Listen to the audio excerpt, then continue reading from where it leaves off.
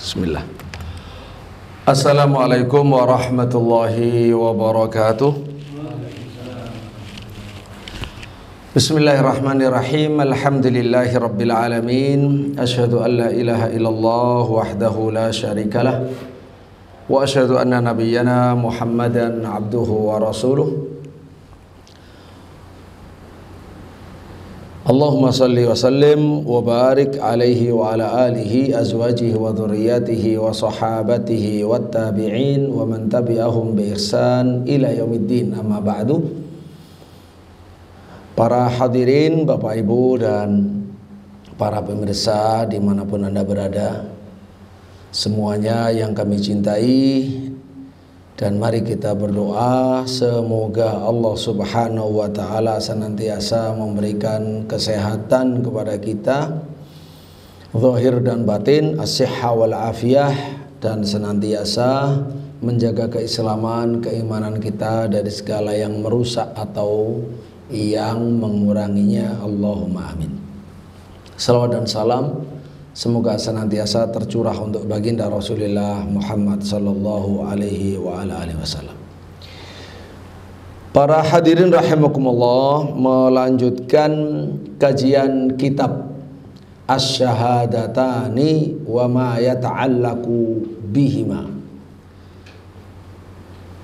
Dua kalimat syahadat dan apa saja yang terkait dengan keduanya, yang ditulis oleh Profesor Dr. Abdullah At-Tayyar hafizahullah.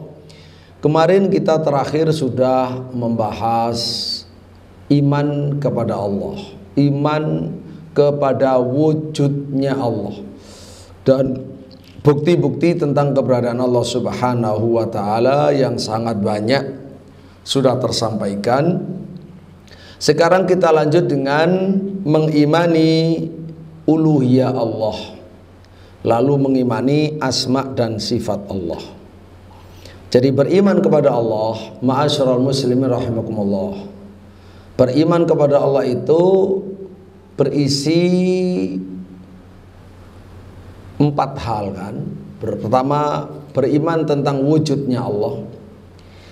Yang kedua, beriman tentang rububiyah Allah, Allah sebagai Rabb, sebagai Al-Khaliq, pencipta satu-satunya. Dan yang ketiga adalah iman kepada uluhiyah Allah, Allah sebagai satu-satunya Al-Ilah yang disembah. Dan yang keempat adalah iman kepada Al-Asma wa Sifat, yaitu nama-nama dan sifat Allah Subhanahu wa Ta'ala. Itu intinya. Apabila kita mengatakan beriman kepada Allah, saya beriman pada Allah, itu artinya apa? Saya beriman bahwa Allah itu ada. Kedua, saya beriman bahwa Allah itu satu-satunya Rabbul Alamin, Al-Khaliq. Yang ketiga, saya beriman bahwa Allah satu-satunya Al-Ma'luh, Al-Ma'bud, yang maha disembah. Dan saya beriman bahwa Allah adalah satu-satunya Tuhan yang sempurna dengan menyandang Asmaul Husna dan sifat-sifatnya yang mulia. Nah, atas dasar itulah maka kita lanjutkan. Kemarin itu disingkat, jadi iman kepada wujud Allah dan iman kepada rububiyah Allah itu jadi satu. Sekarang berarti yang ketiga ataupun yang kedua, tergantung cara menguraikannya, yaitu iman kepada uluhiyah Allah. Al-amru ats-tsani mimma yatadammanuhul imanu billah al-imana bil uluhiyah.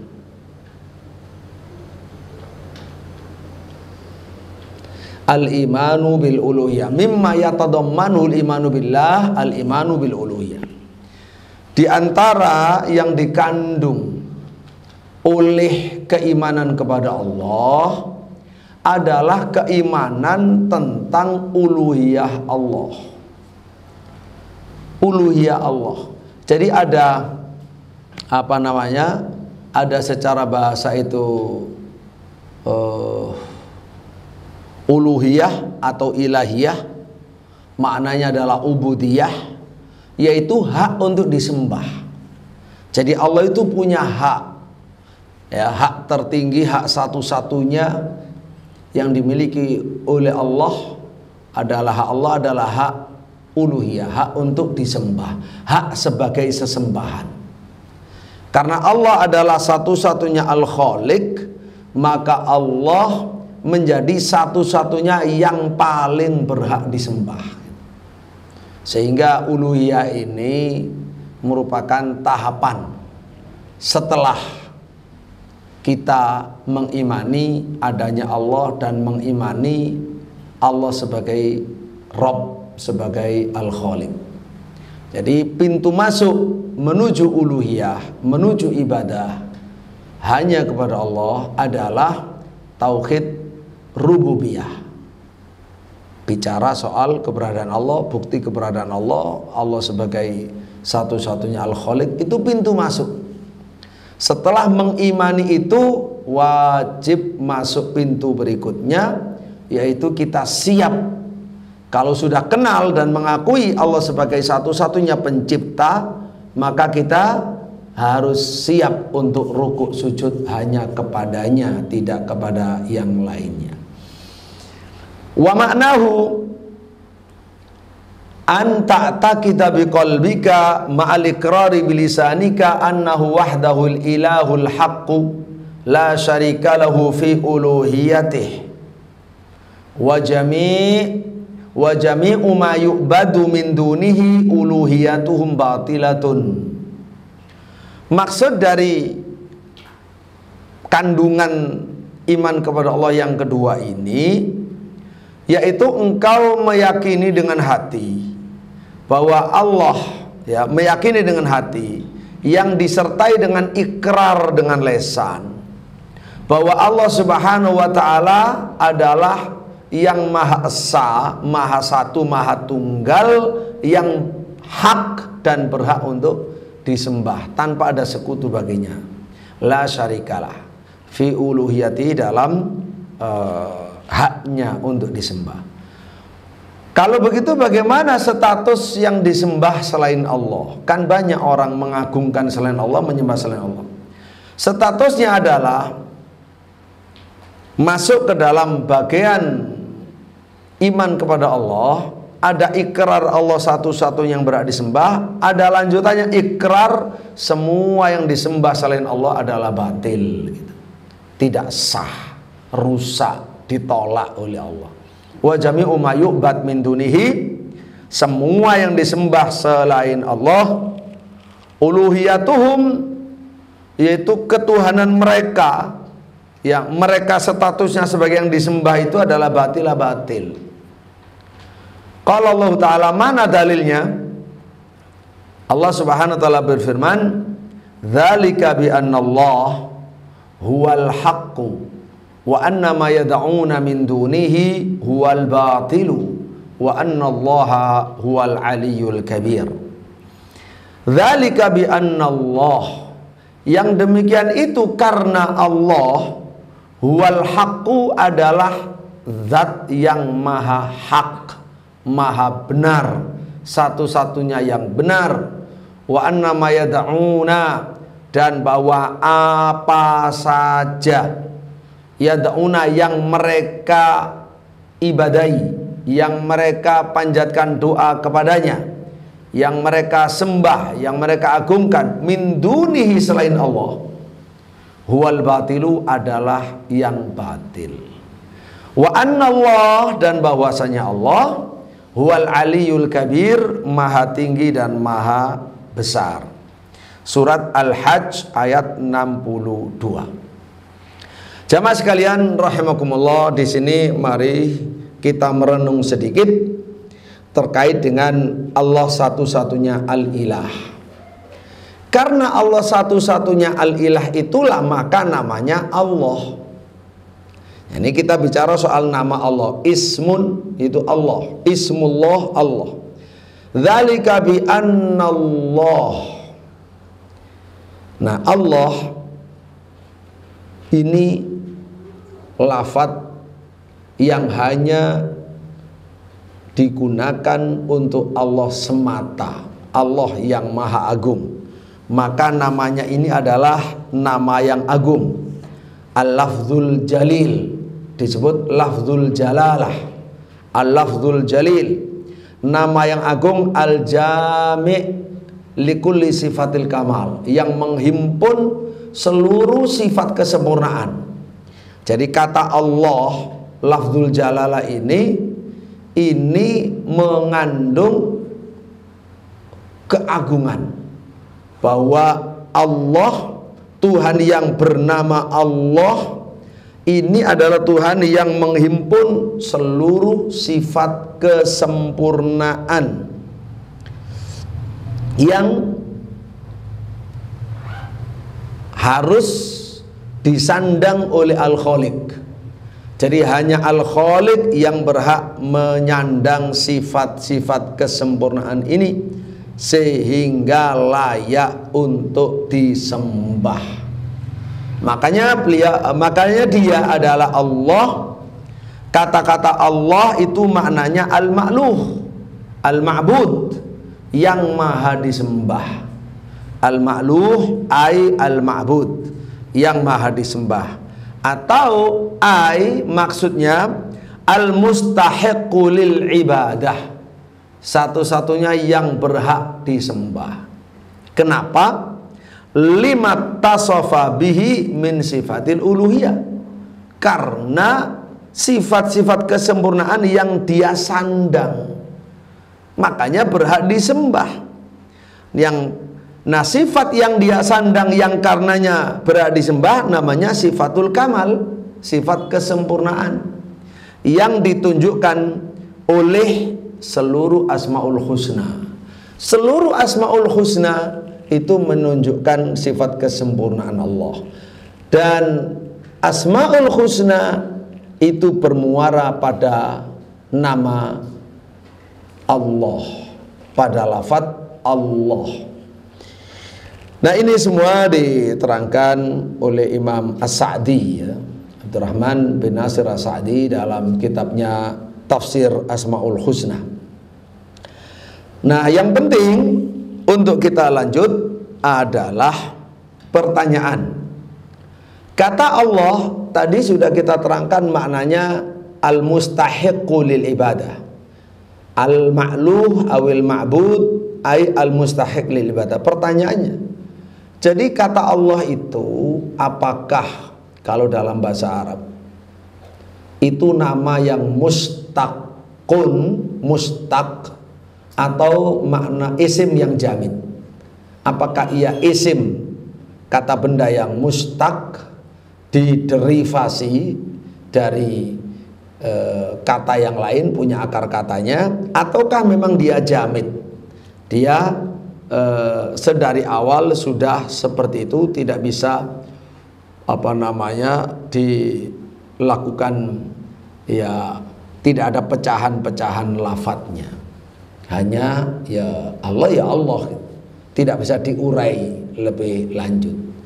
Ini ada dua khilaf, tetapi yang rojih dan jumhur ulama itu mengatakan mustaq. Ada yang mengatakan jamid. Yang mengatakan jamid itu diantaranya, ya, diantara ahli bahasa adalah Al-Khalil, seperti dalam kitab Lisanul Arab. Itu aja yang dikenal, satu ahli bahasa. Ada yang menisbatkan kepada Imam Sibawayh, tapi itu perlu dilacak, perlu diteliti ulang karena meragukan. Yang jelas dari ulama-ulama usuliyin, para usuliyin itu yang menyuarakannya. Tapi kalau kita kembali kepada ulama salaf, ulama ahli hadis, ulama ahlussunnah wal jamaah, maka mereka mengatakan bahwa kata Allah itu memang mustaq, diderivasi dari kata lain. Dia itu dari kata uluhiyah,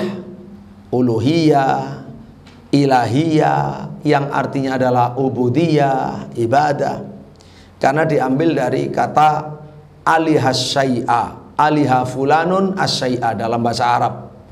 Fulan menyembah sesuatu, aliha fulanun asyai'a. Fulan menyembah sesuatu. Jadi aliha maknanya abada, menyembah, abada ya'budu, aliha ya'lahu. Ya. Taib. Atau makna kamus yang lain selain abada ya'budu adalah dhallalahu, tunduk patuh kepadanya, menyembahnya, tunduk patuh kepadanya, itu aliha ya'lahu. Taib. Sehingga asal usul dari kalimat Allah, supaya kita semakin memahami surat Al-Hajj ayat 62 tadi, dzalika bi annallaha huwal haq. Ya, supaya kita paham, ahli bahasa yang lain seperti Imam Al-Kisai, Imam Al-Farra, Imam Abul Haytham itu mengatakan ada kata al-ilah. Awalnya sih kata al-ilah. Terus kata al-ilah ini mengalami perubahan. Apa, bagaimana perubahannya? Hamzahnya dibuang. Al-ilah, al-i, ilah, i, hamzah itu dibuang. Jadi berarti ada kan alif lam lam ha. Alif lam lam ha. Karena alifnya, hamzahnya dibuang. Ya. Lalu dimasukkan, jadi awalnya kan ilahun. Kalau ilahun, hamzahnya dibuang, tinggal lahu, lahun. Lalu dimasukkan alif dan lam, sehingga alif lam lam ha.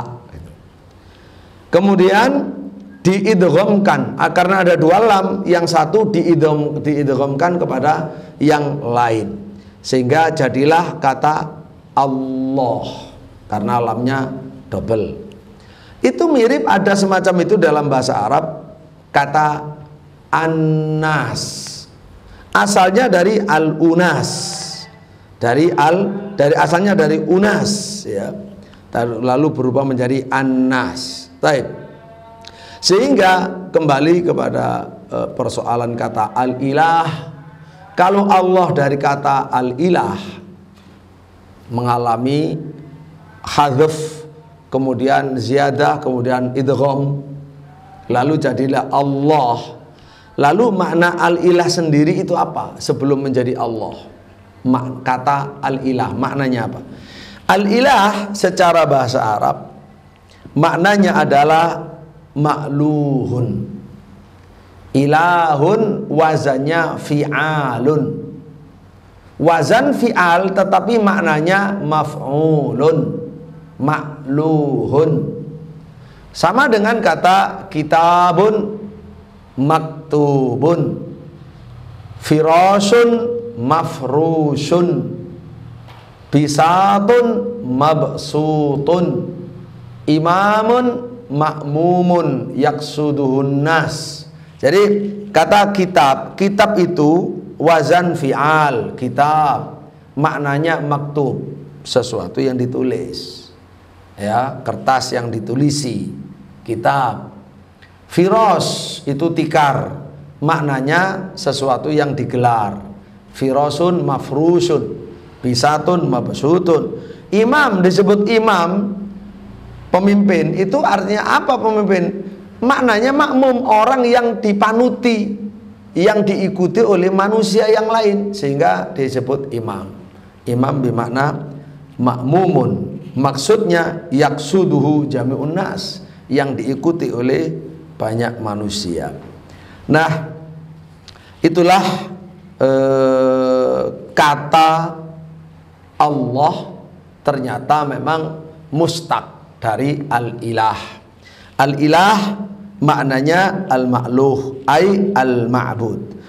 Ini dikuatkan dengan ucapan Ibnu Abbas, ahli tafsir Turjumanul Quran, sahabat Nabi Muhammad SAW. Ini beliau mengatakan Allah itu maknanya alladzi ya'lahuhu kullu syai'in, yang disembah oleh segala sesuatu, wa ya'buduhu kullu khalqin. Jadi artinya zat yang dipatuhi oleh segala sesuatu dan yang disembah oleh segala makhluk. Alladzi ya'lahuhu kullu syai'in wa ya'buduhu kullu khalqin. Itu ucapan pertama Imam Ibnu Abbas. sahabat Ibnu Abbas yang diterangkan oleh Ibnu Jarir At-Tabari dalam tafsirnya. Lalu ucapan Imam Ibnu Abbas yang kedua, Allah adalah Allahu Dzul Uluhiyah. Kata Allah itu punya makna, artinya Dzul Uluhiyah, yang memiliki hak uluhiyah. Uluhiyah itu ubudiyah, hak disembah. Ya, ala khalqihi ajmain, hak ini mengikat seluruh makhluknya harus menyembah Allah Subhanahu wa taala. Itulah Bapak Ibu, ikhwah sekalian, hadirin dan mustami'in rahimakumullah. Sehingga dengan demikian kita semakin faham dzalika bi annallahu wal haq wa anna ma yad'una min dunihi huwal batil. Min dunihi, ingat, min dunihi itu apapun. Wa anna ma yad'una min dunihi huwal batil. Selain Allah apapun, mau malaikat yang disembah, mau nabi yang disembah, mau manusia, mau hewan sekalipun, ya, itu adalah alihatun batilah, Tuhan-Tuhan yang disembah secara batil, atau sesuatu yang dipertuhankan secara batil. Baik, kita lanjut. Wal imanu bi uluhiyati Rabbi tabaraka wa ta'ala yaqtadi, iman kepada Allah, iman kepada uluhiyah Allah, uluhiyah Ar-Rabb, Al-Khaliq, Al-Haq, iman kepada hak disembahnya Tuhan yang Maha Mencipta. Karena apa gunanya kita percaya dan kenal Tuhan yang Maha Mencipta kalau setelah itu nggak ada hubungan, ya? Apa gunanya? Gunanya itu kan agar kita itu menyembah. Terus apa gunanya menyembah? Gunanya supaya kita mendapatkan asupan untuk kehidupan rohani, sehingga kita menjadi hidup tenang, nyaman, sehat, bahagia. Masuk di situ ala bidzikrillah tatmainnul qulub. Itu ketika hati sudah mengenal Allah, kemudian tunduk patuh kepada Allah. Jadi bukan cuma kenal, apalagi setelah kenal kemudian ditentang. Kayak iblis misalkan. Apa gunanya iblis kenal Allah tapi kemudian menentang Allah? Ya. Jadi oleh karena itulah sekedar mengenal Tuhan, percaya adanya Tuhan, itu tidak bisa membuat seseorang mukmin sebagaimana yang sudah kita jelaskan sebelumnya. Kita lanjut. Yaqtadi alla yasrifal abdu nau'an, alla yasrifal abdu nau'an min anwa'il ibadati li ghairihi subhanah. Ya, jadi ini al-iman bi uluhiyatir Rabb, mengimani hak Tuhan untuk disembah. Ya, mengimani, percaya, mengikrarkan, meyakini bahwa Allah Ar-Rabbu adalah satu-satunya yang berhak disembah. Yaqtadi, membawa kepada konsekuensi. Karena keimanan itu di hati lalu diikrarkan. Membawa konsekuensi apa? Konsekuensi terbesarnya adalah alla yasrifal abdu. Seorang hamba yang sudah beriman dan berikrar bahkan tidak membelanjakan, ya, tidak mengarahkan nau'an, semacam, satu macam, min alwa'il ibadati, dari macam-macam ibadah yang banyak ragamnya, li ghairihi, kepada selain Allah. Itu tidak akan. Orang yang sudah beriman Allah satu-satu yang berhak disembah, selain Allah adalah disembah secara batil, itu tidak mungkin mengarahkan ibadah kepada selain Allah. Itu tidak mungkin, karena bertentangan dengan pengetahuannya, keyakinannya, tauhid rububiyahnya. Sehingga secara lurus maka dia akan mengarahkan, melakukan dan mengarahkan ibadah hanya untuk Al-Khalid semata. Fawal ilahul haqqul ladzi yastahiqu ayyubada. Maka dia adalah Allah, Tuhan yang hak, yang berhak untuk disembah. fala yatawajjahul abdu biibadatin qalbiyatin wala biibadatin qauliyatin wala biibadatin amaliyatin illa lahu subhanah. Maka seorang hamba tidak bertawajjuh, tidak menghadap, ya, tidak menghadap dengan membawa ibadah hati, tidak juga menghadap dengan membawa ibadah qauli, tidak juga menghadap dengan membawa ibadah amali, kecuali hanya untuk Allah. Hanya menghadap Allah dengan ibadah itu semua, baik ibadah hati, ibadah lesan, ibadah anggota badan. Kalau Allah Ta'ala, perhatikan Al-Baqarah 21, ya ayyuhan nas u'budu rabbakum alladzi khalaqakum walladzina min qablikum la'allakum tattaqun. Wahai manusia, ya ayyuhan nas, Allah mengajak bicara kepada seluruh manusia Bani Adam, apapun agamanya.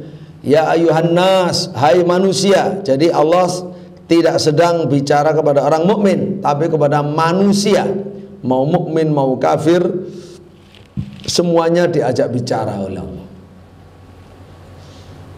Ya ayyuhan nas u'budu rabbakum, sembahlah Tuhan kalian, Rabb kalian, Tuhan yang mengatur kalian. Siapa Tuhan yang mengatur ini?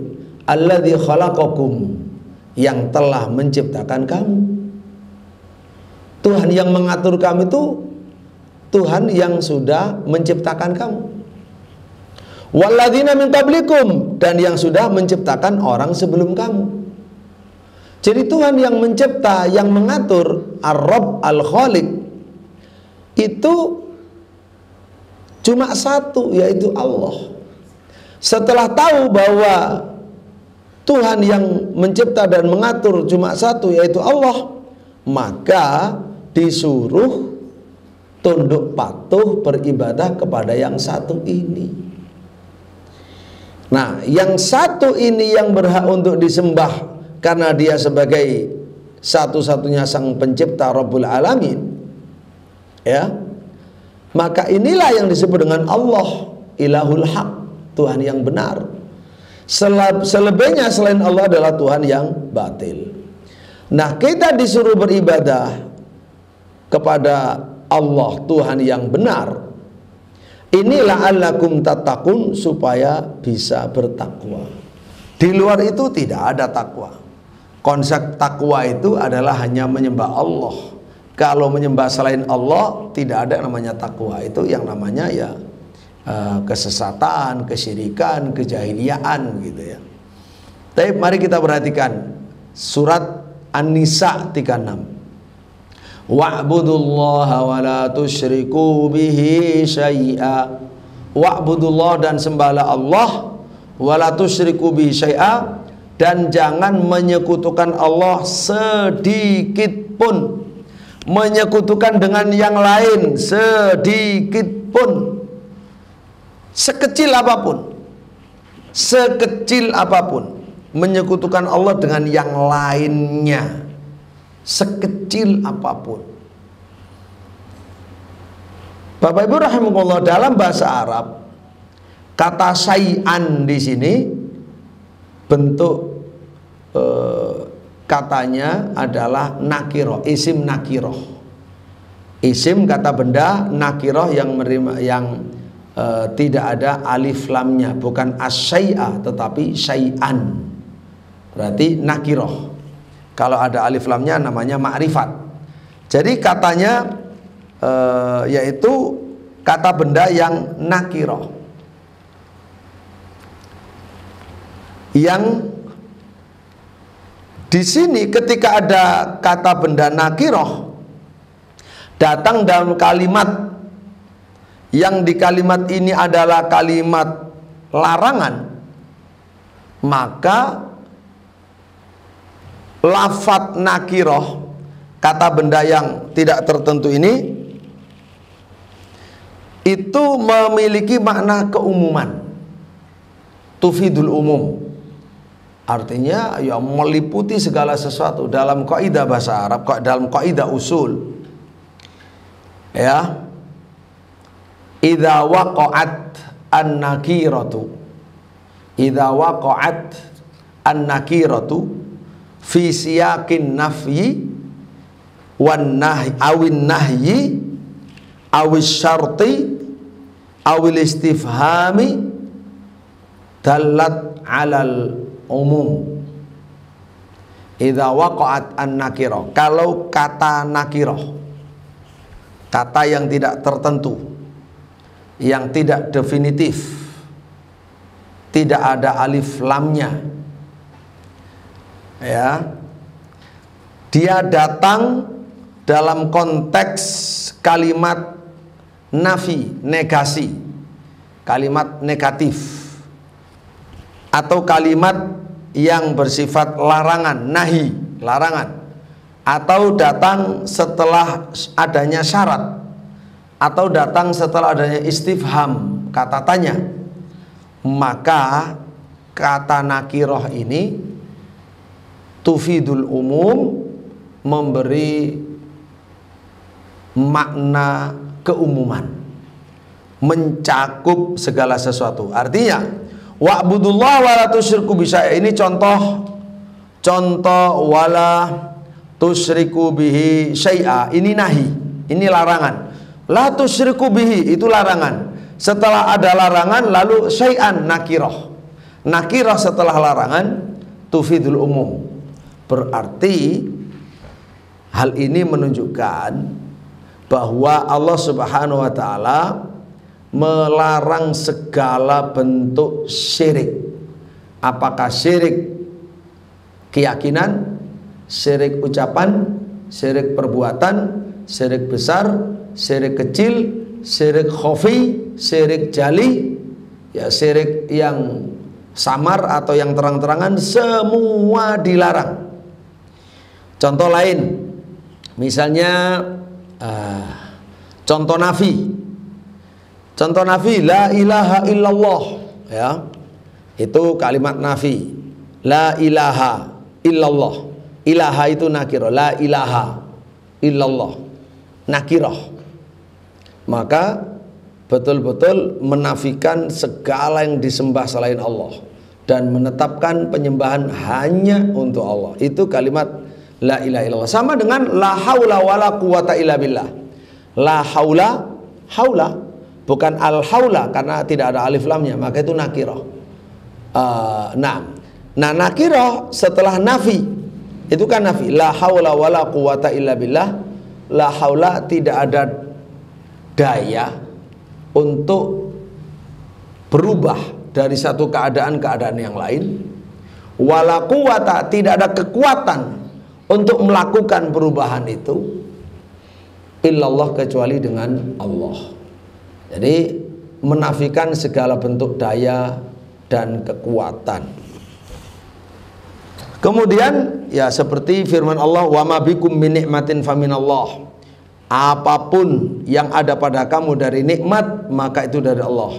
Fama bikum min nikmatin, fama itu nafi, min nikmatin, nikmatin itu nakirah, maka meliputi segala bentuk nikmat. Kalau contoh nahi tadi, wala tusyriku bi syai'a. Ada lagi misalnya wala tad'u ma'allahi ahada, wala tad'u ma'allahi ilahan akhar, wala tad'u ma'allahi ilahan akhar. Janganlah kamu menyembah bersamaan dengan menyembah Allah ilahan akhar, menyembah sesembahan lain. Ilahan akhar nakirah, apapun bentuknya, apapun rupanya, mau malaikat, mau nabi, mau wali, mau imam, mau orang hidup, orang mati, mau jin, mau benda mati, benda langit, benda bumi, semuanya itu namanya selain Allah. Itu semuanya disebut min dunillah, semuanya disebut syai'an, semuanya disebut ilahan akhar. Itu adalah sesuatu yang batil. Begitu pula fala tad'u ma'allahi ahada. Dalam surat Jin, fala tad'u ma'allahi ahada. Maka kata ahadan, ahadan fala tad'u ma'allahi ahadan. Ini adalah nakirah dalam siyak nahi, meliputi segala sesuatu, siapapun. Ahad, ya, ahad, seseorang, satu sosok, ya, sesuatu selain Allah Subhanahu wa taala, maka tidak boleh dimintai pertolongan bil ghaib, ya, tidak boleh disembah. Taib. Kemudian berikutnya, wa qada rabbuka alla ta'budu illa iyyah wa bil walidaini ihsana. Tuhanmu sudah memutuskan, sudah mewajibkan, memutuskan alla ta'budu illa iyyah, agar kamu tidak menyembah kecuali hanya kepadanya, wabil walidaini ihsana, dan agar berbuat baik kepada kedua orang tua. Wa qala Rasulullah sallallahu alaihi wasallam, qala Allah taala, Allah berfirman, ana aghna syuraka'i ani syirki faman asyraka ma'i ghairi taraktuhu wa syirkahu. Saya adalah Tuhan yang paling tidak membutuhkan sekutu. Maka barang siapa menyekutukan aku bersama aku selain aku, menyekutukan selainku bersamaan dengan aku, taraktuhu wa syirkahu, maka aku tinggalkan ia dan kesyirikannya. Ia saya tinggalkan, gak digubris sama Allah. Syiriknya ditinggalkan oleh Allah, diserahkan, suruh minta pahala kepada yang dia minta selain Allah itu. Tentu tidak akan mendapatkan apa-apa. Nah, ma'asyiral muslimin rahimakumullah, fal wajib, jadi kewajibannya alal abdi, atas manusia, alla yatawajjah, untuk tidak menghadap bi ayyi nau'in min anwa'il ibadah, dengan melakukan satu macam dari macam-macam ibadah, kanadhirin, seperti ibadah nazar, wa dzabhin, ibadah menyembelih, wa du'ain, ibadah doa, wa istighathatin, ibadah istighatsah, minta pertolongan, wa isti'anatin, minta bantuan, wa dhullin wa khudu'in, dhullin merendah diri, khudu'in tunduk patuh kepadanya, wa khasyatin rasa khasyah, wa inabatin inabah, wa salatin salat, wa hajjin wa zakatin haji dan zakat, wa ghaira dan selainnya, min sairil ibadat, dari segala macam ibadah. Tidak boleh li ghairillah, yatawajjah li ghairillah, tidak boleh. Tidak boleh menghadap dengan salah satu ibadah itu kepada selain Allah. Kalau mau menghadap dengan ibadah itu kepada Allah, tidak ada yang lain. Dan itu sama-sama bisa dari rumah, bil ghaib kan. Tawajuh dengan hati kepada Allah, ibadah kepada Allah. Tawajuh dengan hati kepada selain Allah, ya syirik. Jadi tidak boleh menyamakan Allah dengan yang lain, menyamakan yang lain dengan Allah. Fasarfuha li ghairi syirkun, mengarahkan ibadah ini kepada selain Allah adalah syirik. Ma'asyiral muslimin rahimakumullah, itu untuk al-amru ats-tsani berkaitan dengan uluhiyah Allah. Sekarang kita lanjut al-amru ats-tsalits. Mimma yatadammanul imanu billah, al-imanu bi asma'ihi wa sifatihi. Di antara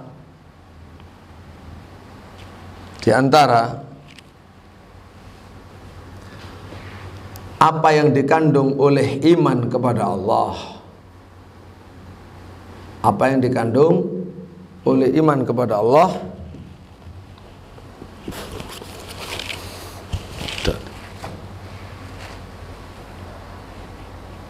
ada fi sayyarah ya bunai, jawali fi sayyarah khud.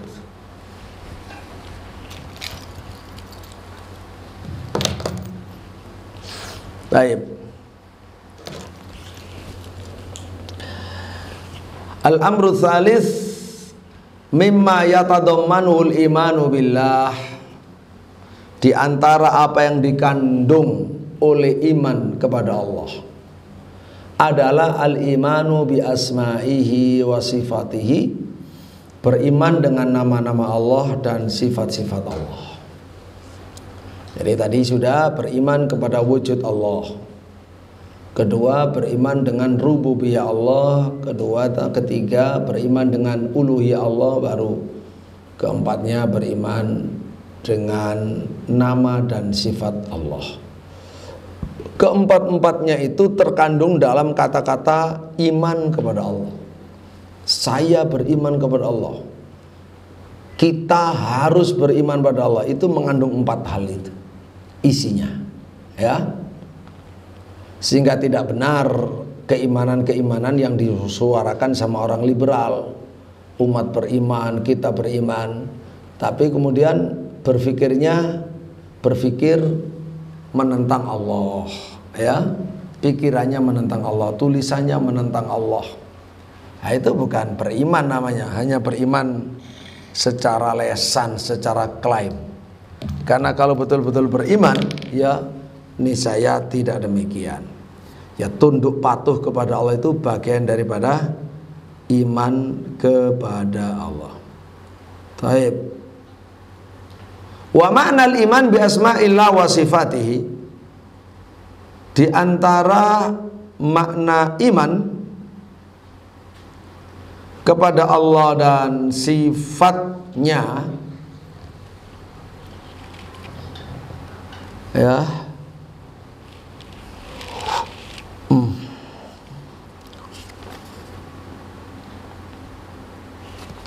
nah, di antara iman kepada Allah, makna iman kepada Allah dan sifatnya adalah itsbatu ma asbatahu Allah li nafsihi fi kitabihi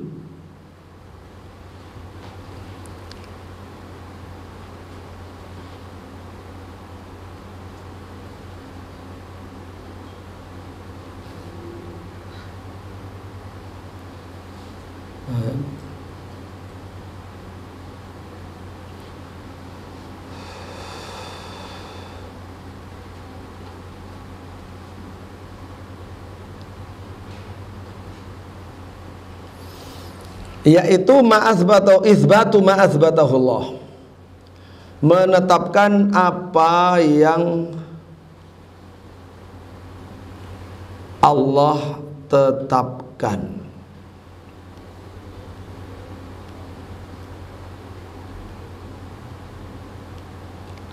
Menetapkan apa yang Allah tetapkan.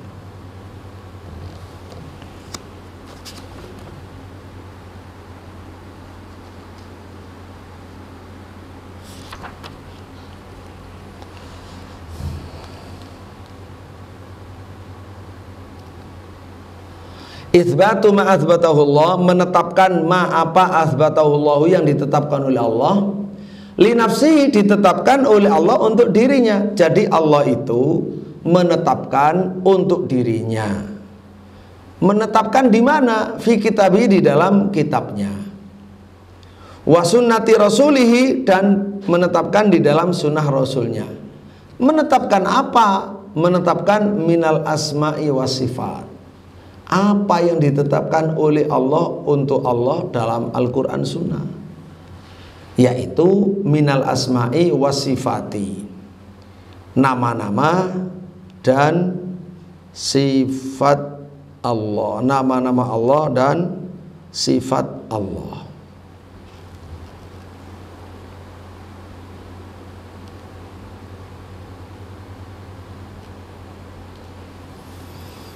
Alal wajhi la'iqi bihi, dalam bentuk yang bersesuaian dengan Allah, yang layak bagi Allah, yang layak bagi keesaan dan keagungan Allah, namanya laik. Laik itu layak, bahasa Arabnya laik.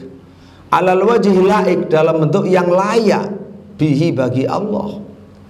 Allah Maha Esa, Allah Maha Sempurna, iya. Nama dan sifat yang sesuai dengan keesaan Allah, sesuai dengan kesempurnaan Allah.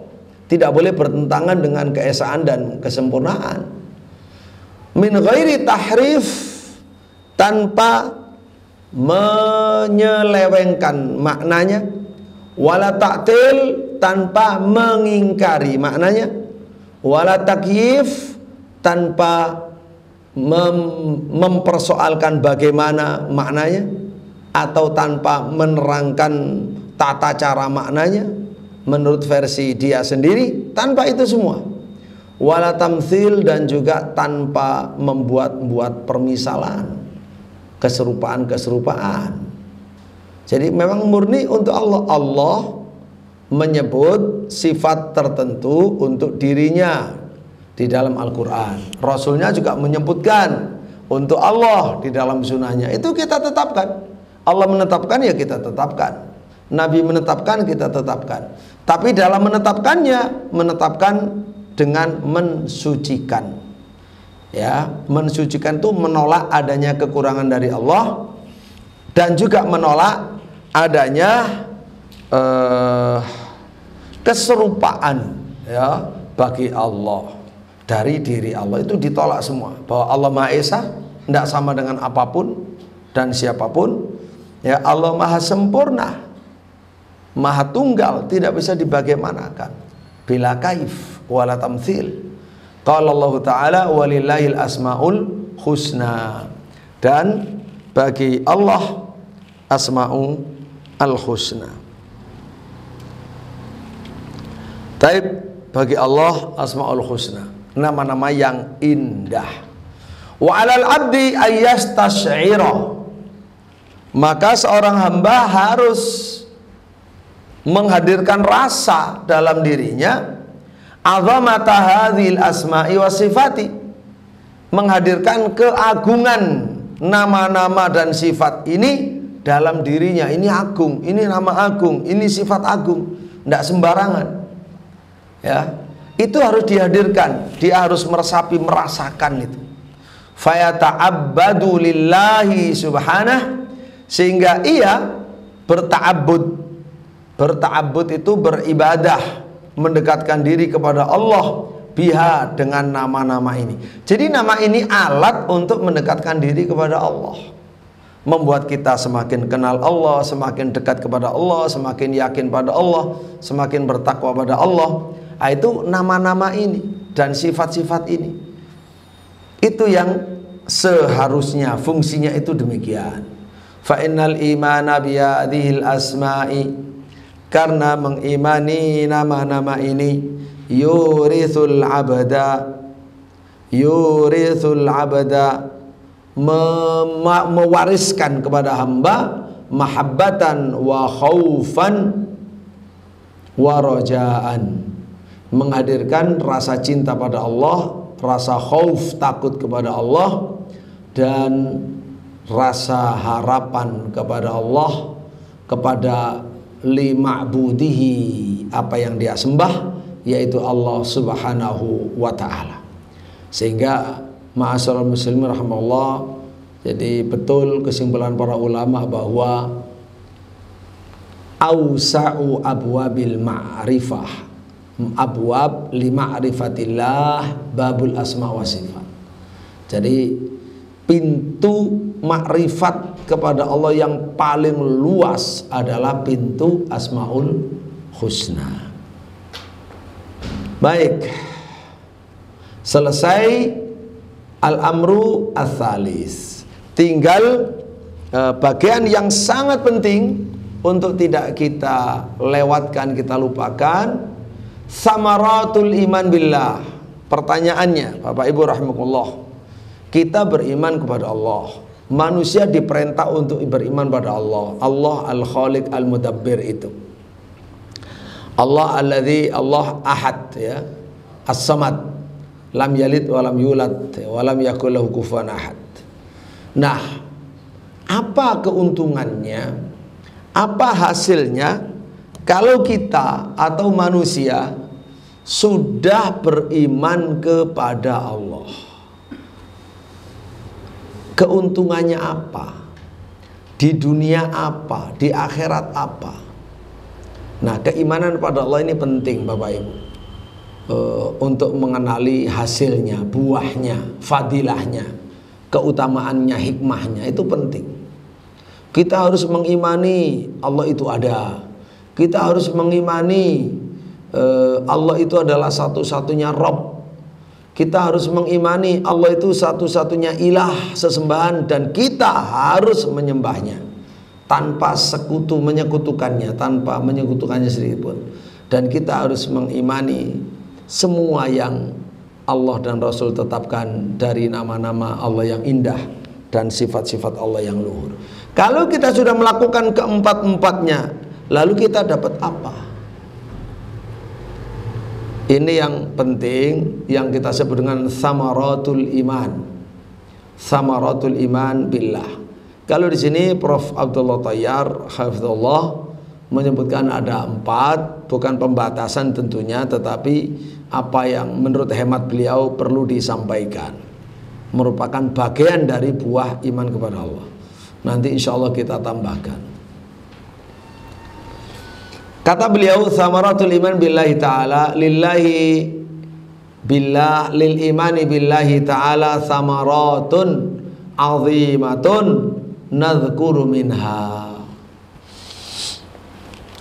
Mengimani Allah itu memiliki buah yang sangat besar, memiliki buah-buah yang besar.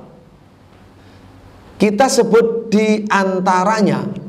Beliau saja sudah menyebut di antaranya. Jadi apa yang beliau sebut cuma sebagian contoh. Karena itu barangkali ada hal yang belum disebut tapi perlu untuk kita sebut. Nah, itu kita tambahkan insyaallah taala. Pertama kita baca tahqiqu tauhidillahi ta'ala bihaitsu la yata'allaqu bi ghairihi. Kedua, kamalu mahabbatillahi ta'ala wa ta'zimuhu bimuqtada asma'il husna wa sifatil ulya. Tiga, tahqiqu ibadatihi bi fi'li ma amara bihi wa jatina bima naha'an. Keempat, tahrirul abdi min rikil makhluqin wa ta'alluqi bihim wa khawfihim wa raja'im wal amali li ajlihim fa inna hadha huwal izzul hakiki. Pertama, buah yang kita dapatkan kalau kita beriman kepada Allah dengan memenuhi keempat dimensinya. Pertama, kita mendapatkan tahqiq tauhidillah, realisasi tauhid kepada Allah, merealisasikan tauhidullah bihaitsu la yata'allaq bi ghairihi, yang mana kita tidak akan bergantung kepada selain Allah. Kalau kita bisa mewujudkan tauhid pada Allah, yaitu tidak bergantung kepada siapapun selain Allah, maka kita telah mewujudkan tauhid. Artinya berarti kita sudah sukses dalam hidup. Karena wa ma khalaqtul jinna wal insa illa liya'budun. Kita sukses. Yang kedua, kamalu mahabbatillah, sempurnanya kecintaan Allah atau sempurnanya mencintai Allah, wa ta'zimuhu, dan mengagungkan Allah. Jadi kewajiban kita dalam mencintai, dalam mengagungkan itu sudah terwujud kalau kita betul-betul beriman kepada Allah dengan 4 kandungannya. Bimuqtada asma'ihil husna wa sifatul ulya, pengagungan yang sesuai dengan tuntutan nama Allah yang husna, yang bagus, dan sifat-sifat Allah al-ulya yang luhur. Itu sudah terpenuhi. Tahqiqul ibadah, tahqiqut tauhid, ya. Tahqiqul mahabbah wa ta'zim bimuqtada asma'il husna wa sifatil ulya, ya, sudah. Tahqiqu ibadatihi bi fi'li ma amara bihi, merealisasikan ibadah kepada Allah dengan melaksanakan yang ia perintahkan dan menjauhi yang ia cegah, yang ia larang. Keempat, tahrirul abdi, memerdekakan hamba. Memerdekakan dari apa? Dari penjajahan Belanda. Dari mana? Dari penjajahan oligarki misalkan ya. Lebih dari itu. Dari min riqil makhluqin, dari perbudakan makhluk. Orang kalau menyembah kepada selain Allah akan menjadi budak makhluk. Kalau menyembah kepada Allah akan menjadi hamba Allah. Makanya Nabi Muhammad disebut Abdullah wa Rasuluh, Nabi Isa disebut Abdullah wa Rasuluh, karena memang menghamba hanya kepada Allah. Dan menjadi hamba Allah, gelar hamba Allah adalah gelar tertinggi dalam penghambaan kepada Allah. Tapi kalau kita tidak mau menyembah Allah, pasti menyembah makhluk, suka atau tidak suka. Bisa menjadi hamba setan, hamba iblis, hamba tukang sihir, hamba tukang santet, hamba ahli kalam, ahli filsafat, hamba benda-benda, ya macam-macam, menjadi hamba bagi sesama makhluk. Bahkan menjadi hamba bagi nafsunya sendiri. Ya, afara'aita man ittakhadha ilahahu hawah. Tidakkah kamu, apakah kamu sudah melihat orang yang menjadikan hawa nafsunya sebagai Tuhan, yang disembah dan diikuti, diagungkan, disucikan, ngikuti hawa nafsu. Nah, ngomong-ngomong Bapak Ibu rahimahullah, sehubungan dengan menyembah hawa nafsu ini, kalau zaman sekarang itu ada banyak fenomena-fenomena yang ada yang belum pernah terjadi pada zaman sebelumnya, ada yang sudah pernah terjadi dan itu sudah dimusnahkan, dimurkai, dimusnahkan oleh Allah Subhanahu wa taala dengan murkanya. Misalkan pertama tentang LGBT. LGBT Bapak Ibu rahimahullah itu dulu pernah memang menjadi kebiasaan dan budaya ya kaum Nabi Lut, dan itu baru pertama kali dalam sejarah dan sudah dihancurkan, sudah dihabisi. Nah, sekarang merajalela, menakutkan, mengkhawatirkan, lebih dahsyat dari yang semangat mereka dalam hal ini sepertinya ya itu dari apa yang pernah menimpa kaum Nabi Lut, kaum homo, kaum LGBT, sampai termasuk berusaha bagaimana mengadakannya di Indonesia dan seterusnya ya. Alhamdulillah itu digagalkan. Tapi ini kuat-kuatan jihad, memang ada yang berjuang untuk menghidupkan perbuatan nista yang dimurkai oleh Allah itu, ada yang berjuang untuk menjaga martabat manusia dengan akal sehat dan agamanya. Ma'asyiral muslimin rahimahullah, ada lagi yang lain banyak. Saya sebutkan dua saja, itu orang yang menghamba kepada LGBT. Lanjutan dari itu ada sekarang Bapak Ibu rahimahullah, ada yang namanya hayawanatul basyariyah, al-kilabul basyariyah, al-qitat basyariyah dan seterusnya. Sekarang ada fenomena baru namanya hewan manusia. Kalau selama ini kan orang memelihara anjing, ya anjing sungguhan. Ada anjing sungguhan, ada anjing boneka, ini anjing manusia. Ada manusia memfungsikan diri dan menampilkan diri sendiri persis seperti anjing. Pakaiannya, perilakunya. Ada yang kepingin seperti kucing ya kucing, seperti babi ya seperti babi.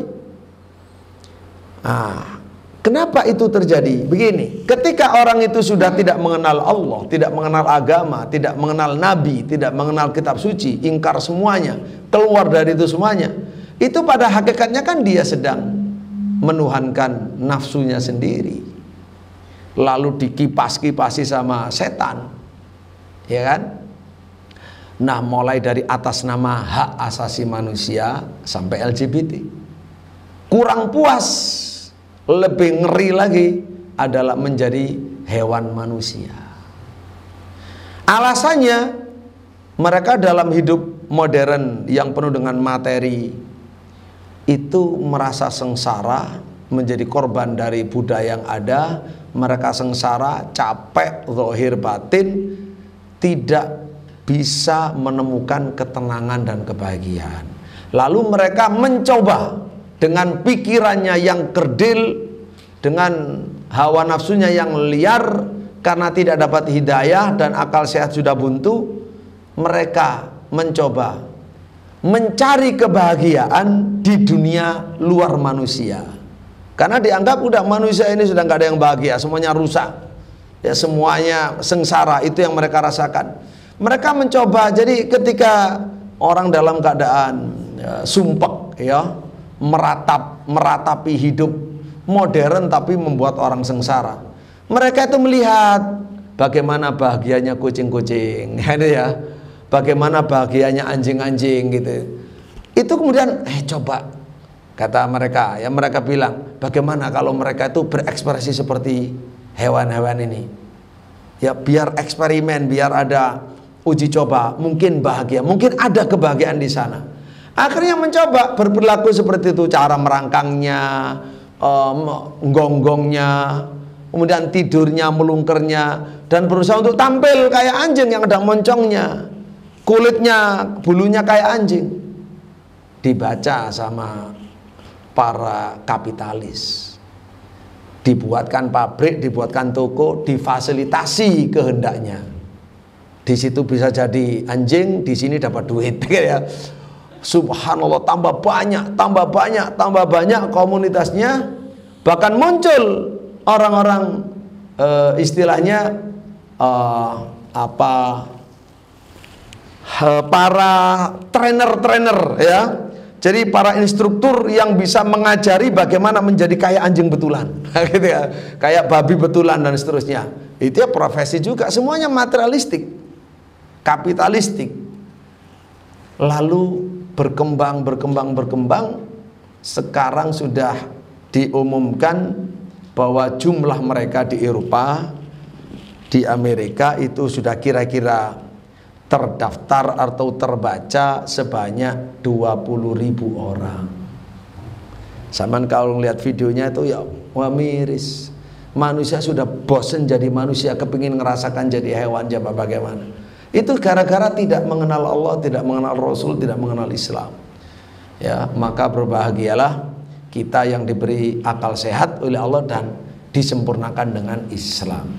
Mereka banyak yang sudah kehilangan akal sehatnya dan sudah tidak dapat hidayah sama sekali. Itu atas nama hak asasi manusia. Dikhawatirkan sekarang ini sedang sibuk untuk mengatur, membuat undang-undang melindungi manusia yang ingin tampil seperti hewan. Lah betul, kalau seperti anjing itu udah semuanya, moncongnya, pakaiannya, jalannya, lalu diikat. Lalu orang yang ingin memelihara anjing manusia, ya dipelihara, ya ditonton di jalan-jalan berangkang kayak anjing begitu, dengan kostum anjing. Aneh bin ajaib. Tidak ada zaman dulu, Bapak Ibu, ya. Kalau kita tidak melihat videonya nyata dan jumlah besar, itu ya seperti dongeng.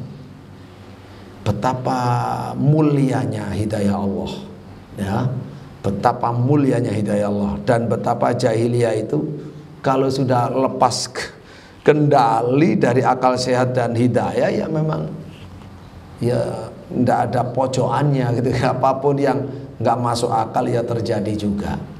Nah, sehingga dikabarkan juga ketika ada anak-anak, iya, termasuk sudah mulai di Facebook itu identitas bukan lagi manusia, laki perempuan, ya kan, mulai gender itu kan ada gender laki perempuan, lalu ada yang mengatakan tidak laki tidak perempuan, lalu ada yang mengatakan ada kolom laki, saya sendiri bingung saya ini laki apa perempuan, kan gitu ya. Nah sekarang sudah, saya ini bukan manusia tapi hewan, coba kayak seperti begitu. Ini lebih dahsyat lagi. Nah itu katanya kalau anak sudah sekolah, dia sudah ekspresinya kucing gitu, dia pakai topeng kucing, ekspresi sudah semua identitas kucing, serba kucing, itu tidak boleh diganggu walaupun sekolah oleh gurunya. Ketika ditanya misalkan misalnya ditanya tentang di dunia ada berapa benua, ya seperti itu ya, misal pertanyaan. Kalau dia menjawab, kalau sudah seperti tampil seperti kucing, dia jawabnya meong. Ya, di dunia ada berapa benua? Meong. Itu nggak bisa disalahkan. Ya, hak asasi manusia kan sudah jadi hewan gitu. Walhasil Bapak Ibu rahimahullah, ini adik subhanallah ya. Jadi ihdinas siratal mustaqim itu betul-betul bisa semakin kita hayati di tengah kegilaan ya, ketidakwarasan manusia, apapun atas namanya ya, atas nama hak asasi manusia, kebebasan berekspresi untuk mencari kebahagiaan dan lain sebagainya. Tapi kasihan sebenarnya. Makanya ketika dakwah Islam di Eropa itu berkembang pesat, itu satu nikmat tersendiri bagi mereka, karena Islam memang harus rahmatan lil alamin, harus menyentuh semua manusia di bumi ini. Dan kita yakin itu pasti ya. Oleh karena itulah ya juga mohon doanya, insyaallah taala saya bulan November, mulai 18 November sampai akhir bulan atau lebih, insyaallah ngisi daurah, khususnya ngisi kitab Arba'in Nawawi yang saya tulis di Belanda, kemudian di Jerman, kemudian juga ke Swiss, insya Allah begitu. Nah, mudah-mudahan itu semuanya bisa berjalan dengan baik, dengan lancar, dengan aman, dengan berkah. Allahumma amin. Dan karena kesana itu ya mahal ya, saya nggak bawa tim TV album ya. Belum bisa bawa gitu ya. Hiasan. Ya harus direlakan ya. Ya pemane kan ya. Kalau Kokol Bun Salim saya ngajak itu. Kalau ke sana turungi sasian ya. Baik, demikian. Ini sebenarnya bagus kalau saya bisa bikin tim itu, kan diliput sendiri oleh orang yang ahli yang ngerti. Tapi karena tidak bisa ya. Ya memang terpaksa harus sendiri. Baik, demikian untuk tambahan apa saja, baik kita tambahkan nomor 5, mulai nomor 5. Nomor 5, kalau mau ditambahkan dengan bahasa walaupun ada irisannya, nggak apa-apa. Nomor 5, kita mendapatkan hidayah kepada kebenaran dalam bentuk yang sempurna. Jadi ihdinas siratal mustaqimnya itu terwujud, diberi oleh Allah. Tidak bisa semuanya kita belajar, tapi diberi oleh Allah karena kita iman. Mana dasarnya? Di dalam surat Al-Hajj ayat 47, wa innallaha lahadil ladzina amanu ila siratim mustaqim. Allah Subhanahu wa taala pasti menunjukkan orang yang beriman kepada jalan yang lurus. Termasuk misalnya innalladzina amanu wa amilus solihat yahdihim rabbuhum biimanihim, Yunus 9. Orang yang beriman dan beramal soleh itu diberi petunjuk oleh Tuhan mereka dengan iman mereka. Jadi iman itu akan menuntun kepada kesempurnaan hidayah. Wa may yu'min billah yahdi qalbah. Siapa yang beriman kepada Allah, hatinya diberi hidayah. Jadi itu bisa kita dapatkan hidayah-hidayah itu. Surat At-Taghabun ayat 11. Berikutnya ke-6, kita akan mendapatkan hayatan thayyibah. Hayatan thayyibah, kehidupan yang bagus, yang bahagia. Kehidupan yang bahagia. Sebagaimana surat An-Nahl 97, man amila salihan min dzakarin aw untha wa huwa mu'min falanuhyiyannahu hayatan thayyibah. Siapa yang beramal soleh dari orang laki-laki dan orang perempuan, sedangkan dia beriman, jadi orang yang beriman laki-laki maupun perempuan, falanuhyiyannahu hayatan thayyibah, maka kami pasti memberinya kehidupan yang thayyib, kehidupan yang thayyib, yang aman, sehat, sentausa, bahagia, itu kan namanya hayatan thayyibah. Baik, kemudian berikutnya ya thayyibah itu thayyibah secara jasadnya thayyibah, jiwanya thayyibah, rohaninya thayyibah, di dunia thayyibah, di akhirat thayyibah, luas sekali. Baik. Terus ke-7, kita akan mendapatkan al-walayah, mendapatkan al-walayah, mendapatkan kewalian Allah, kedekatan Allah, kecintaan Allah. Allahu waliyul ladzina amanu. Allah itu walinya orang beriman. Kalau kita beriman, kita menjadi wali Allah. Kita mendapatkan walayatullah. Ya, Al-Baqarah 257, Allahu waliyul ladzina amanu. Wa may yatawallallaha wa rasulahu walladzina amanu fa inna hizballahi humul ghalibun. Ya kalau sudah jadi wali Allah ya ditolong sama Allah, dapat pertolongan Allah. Yang ke-8, ar-rizqu thayyib, rizki yang thayyib. Dapat rizki yang thayyib, termasuk min haitsu la yahtasib, itu diberi rizki yang thayyib oleh Allah Subhanahu wa taala. Kalau bangsa yang beriman, itu luar biasa. Bangsa itu akan diberkahi. Walau anna ahlal qura amanu wattaqau la fatahna alaihim barakatin minas samai wal ard. Kalau penduduk negeri itu beriman dan bertakwa, niscaya kami akan bukakan keberkahan langit dan bumi untuk mereka.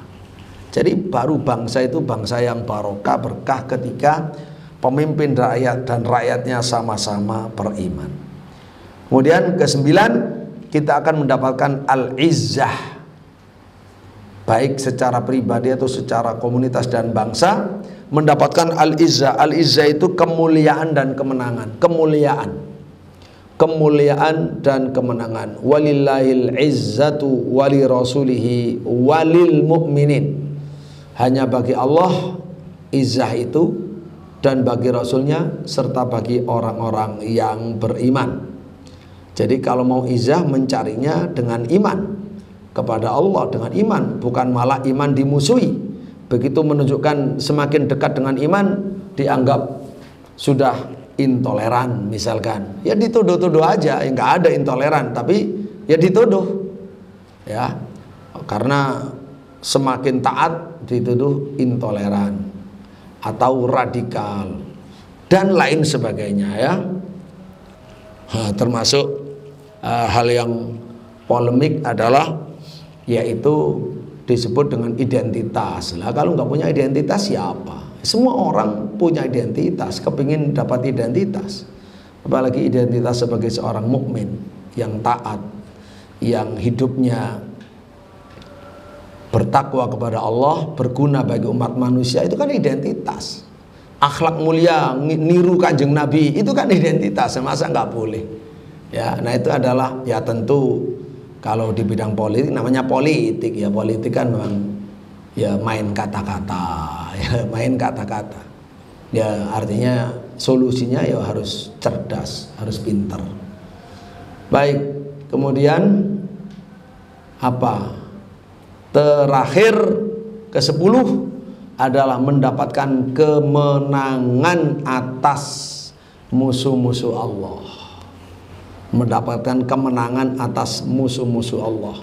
Wa kana haqqan alaina nasrul mu'minin, dan menjadi pasti atas kami untuk menolong orang beriman. Jadi yang akan ditolong oleh Allah itu yang beriman, Nabi dan orang-orang beriman. Inna lanansuru rusulana walladzina amanu fil hayati dunya wa yauma yaqumul asyhad. Di surat Ghafir, surat Al-Mu'min ayat 51. Sesungguhnya kami Allah niscaya akan memenangkan Rasul kami dan orang-orang beriman baik di dunia maupun di hari akhirat, ya, di hari berdirinya para saksi. Demikian kajian pada kali ini. Insyaallah ta'ala akan dilanjut pada pertemuan yang akan datang tentang iman kepada malaikat, kitab, dan rasul. Insyaallah begitu ya. Mungkin terus yang terakhir iman kepada hari akhir dan takdir. Kita sendirikan aja. Jadi malaikat, kitab dan rasul itu jadi satu. Insya Allah begitu. Kemudian iman pada hari akhir dan kepada takdir itu satu pertemuan. Baru setelah itu ada pembahasan lagi tentang al-wala wal bara. Ada semua sudah ada filenya, ada linknya juga ada, langsung di website resminya Profesor Abdullah At-Tayyar. Ya, kalau di tempat lain tidak ada sama sekali, hanya ada, dan ini alhamdulillah dalam bentuk Word ya, jadi bisa di copy. Enak, alhamdulillah. Ada yang ditanyakan? Kalau ada yang ditanyakan monggo, kalau tidak alhamdulillah ya, kita untuk sementara kita cukupkan sampai di sini. Dan jangan lupa karena ini Ahad ketiga, nanti maghrib adalah kajian akidah, syarah akidah Imam Syafi'i bersanad sampai kepada Imam Syafi'i rahimahullah di Musola At-Tabi'in Karangjati Pandaan, dan di live-kan melalui TV At-Tabi'in. Baik, demikian nanti pertemuan ke-8 kalau salah, tentang temanya manusia terbaik setelah Nabi Sallallahu Alaihi Wasallam. Bapak Ibu rahimakumullah, terima kasih atas kehadirannya dan perhatiannya serta keistiqomahannya. Monggo diistiqomahkan, diajak yang lain, diingatkan yang lain ya, untuk menghidupkan masjid kita ya. Semakin bernilai menghidupkan dan memakmurkan ya, maka semakin besar pahalanya. Lebih-lebih kalau kita ngaji tentang akidah Ahlussunnah wal Jamaah. Barakallahu fikum, subhanakallahumma rabbana wa bihamdika asyhadu an la ilaha illa anta astaghfiruka wa atubu ilaik. Assalamualaikum warahmatullahi wabarakatuh.